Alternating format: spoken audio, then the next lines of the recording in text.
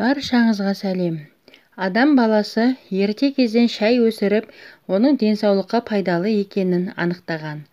Алайда кез келген шай пайдалы бола бермейді. Мысалы, дүкен сөрелерінде толып тұрған бөтелкедегі суық шайлардың көк шай немесе қара шай сияқты емдік қасиеті жоқ. Оның құрамында калорийлер көптеп кездеседі. Газдалған сусындар іспетті адам ағзасына еш пайдасын тигізбейді. Шай қалташаларының еш пайдасы жоқ. Ол шаң тозаңға толы келеді. Сондықтан жаңа қайнаған қара шай ішкен дұрыс. Қайнаған шай шипалы, ал ұзақ тұрып қалған шай жылан уынан улы деген шығыс даналығы бар.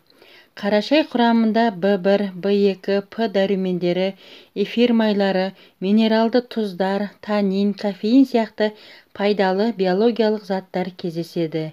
Диетолог мамандар күнделікті 7-8 кесе қара шай ішуге кеңес береді. Қара шайдың пайдасы.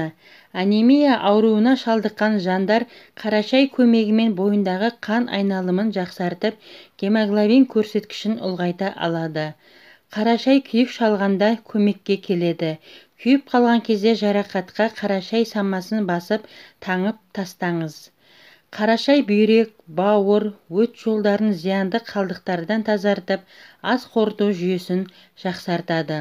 Есте сақтау мен ойлау қабілетін жақсартып, көздің көру деңгейінің көтерілуіне жол береді. Көз ауруларының алдын алады.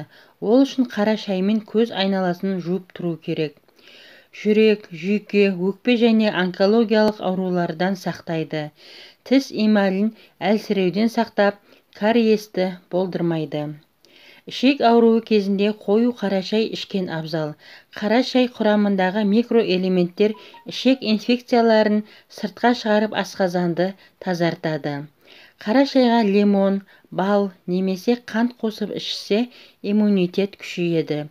Суық тиіп тұмаумен ауырған кезде көп мөлшерде лимон не бал қосылған ыстық қара шай ішкен дұрыс.